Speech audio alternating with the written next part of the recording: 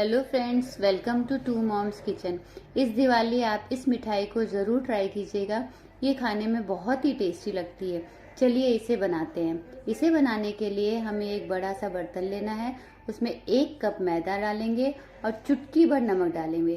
कोई भी मीठी चीज़ में यदि आप नमक डालते हैं तो उससे उस मिठाई का टेस्ट बहुत ज़्यादा बढ़ जाता है। अब इसमें छोटा सा होल करेंगे और इसमें हम 2 टेबल स्पून भर के घी डालेंगे। घी डालने से मिठाई हमारी खस्ता बनती है। आप चाहें तो तेल भी डाल सकते हैं। 1 कप में हमें 2 बड़े चम्मच घी का यूज़ करना है। घी को पूरे मैदे में अच्छे से हाथों से मसल के मोयन देना है।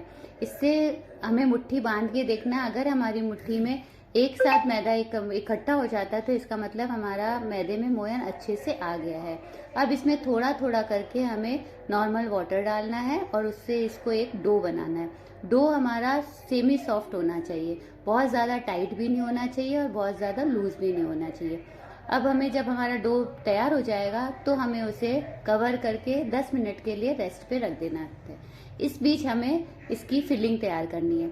फिलिंग तैयार करने के लिए हमने एक पैन में 1/3 कप खोया लिया है। उसे हमने पहले ग्रेट कर लिया है।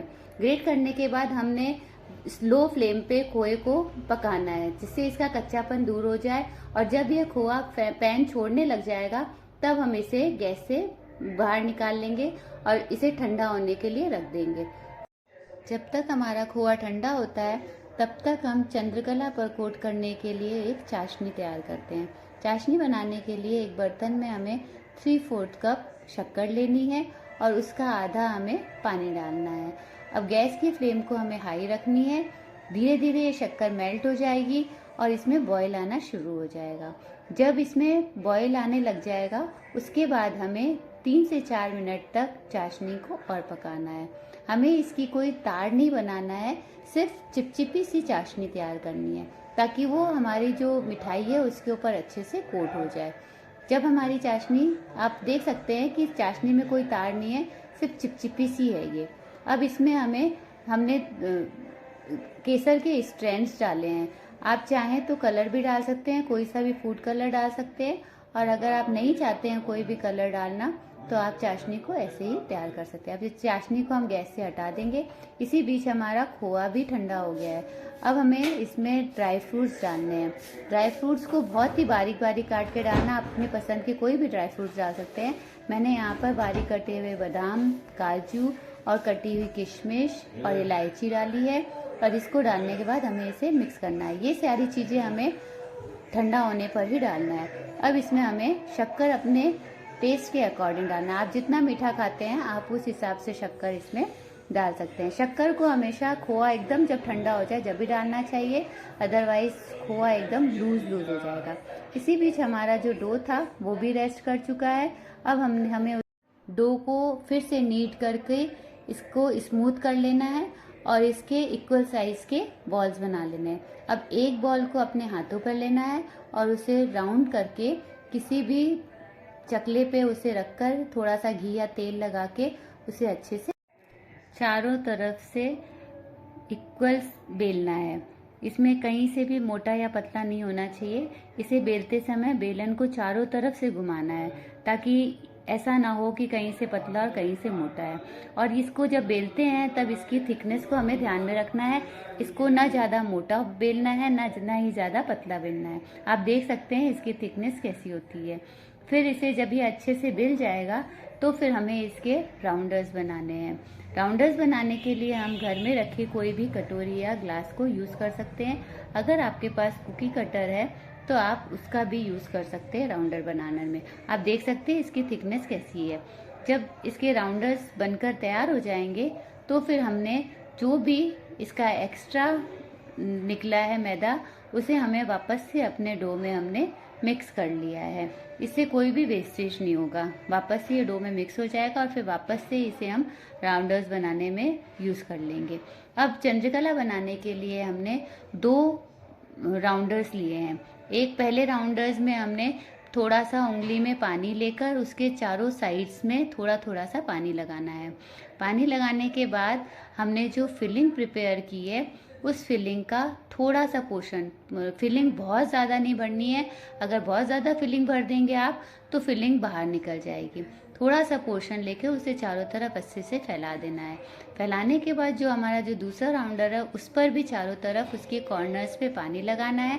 पानी लगाने के बाद उसे पहले वाले के ऊपर अच्छे से सील कर देना है।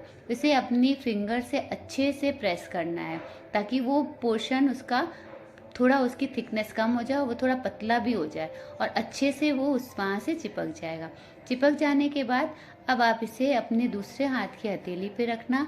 हथेली पे रखने के बाद आप अपनी फर्स्ट उंगली और अंगूठे की हेल्प से इस तरह से आपको इसमें डिज़ाइन बनानी है।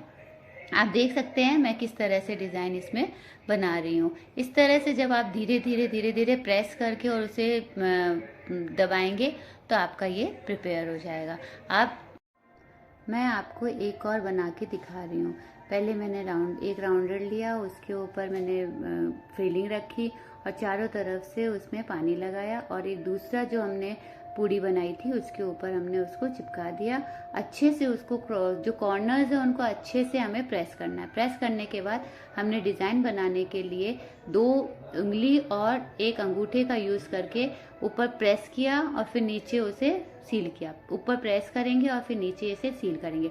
इस तरह से हमारी डिज़ाइन बनकर तैयार हो जाएगी और इस तरह से हमारे सारे चंद्रकला बनकर तैयार हो जाएंगे। आप देख सकते हैं ये कितने सुंदर लग रहे हैं। इस तरह से मैंने 1 कप मैदा का यूज़ करके 10 चंद्रकला बना लिए हैं। जब ये हमारे सारे चंद्रकला बनकर तैयार हो जाएंगे तो हमने गैस पर एक कढ़ाई चढ़ाई है, उसमें हमने ऑयल को रखा है। ऑयल जब हल्का सा गर्म होगा, बहुत ज़्यादा गर्म में हमें नहीं डालने हैं। ज़्यादा गर्म में आप डालोगे तो चंद्रकला क्या है, ऊपर से तो गोल्डन हो जाएंगे लेकिन अंदर से वो कच्चे रह जाएंगे। तो हमें फ्लेम को लो ही रखना है और लो फ्लेम पर ही हमें धीरे धीरे एक एक करके डालना है। और जब इन्हें टच भी नहीं करना है, जब ये एक तरफ से गोल्डन हो जाएंगे तब हमें इसे फ्लिप करना है और फ्लिप करने के बाद हमें इन्हें दूसरी तरफ से भी गोल्डन करने हैं। फ्लेम को हमेशा लो ही रखनी है, लो मीडियम फ्लेम पर ही हमें इनको तलने हैं। जब ये एक तरफ से सिक गए तो हमने इसे फ्लिप कर दिया जिससे ये दूसरी तरफ से भी सिक जाएंगे। इनको अलटते पलटते हमें सेकते रहना है। जब ये दोनों तरफ से सिकने लग जाएंगे तो फिर गैस की फ्लेम को थोड़ी सी हाई कर सकते हैं ताकि इनके ऊपर गोल्डन कलर हो जाए। इनको गोल्डन कलर आने तक हमें इनको सेकना है। जब ये गोल्डन कलर के हो जाएंगे तब हमें इन्हें निकाल लेना है और निकालने के बाद हमने जो इसकी चाशनी बनाई थी उसमें इसको अच्छे से डिप करने के बाद इन्हें बाहर निकाल लेना है और गरम गरम ही इन्हें चाशनी में डाल देना है। और चाशनी को इनके ऊपर अच्छे से 2 मिनट तक इनको चाशनी में ही रखना है ताकि इसमें चाशनी अच्छे से इनके ऊपर कोट हो जाए। फिर इन्हें हमें एक प्लेट पे निकाल लेना है। निकाल लेने के बाद अब हमने इसके ऊपर अपने पसंद के ड्राई फ्रूट से इनको गार्निश कर देना है। मैंने इसमें पिस्ता, बारीक कटे हुए बादाम और बारीक कटे हुए काजू से इन्हें गार्निश किया है। लीजिए, हमारी शानदार मिठाई बनकर बिल्कुल तैयार है। आप भी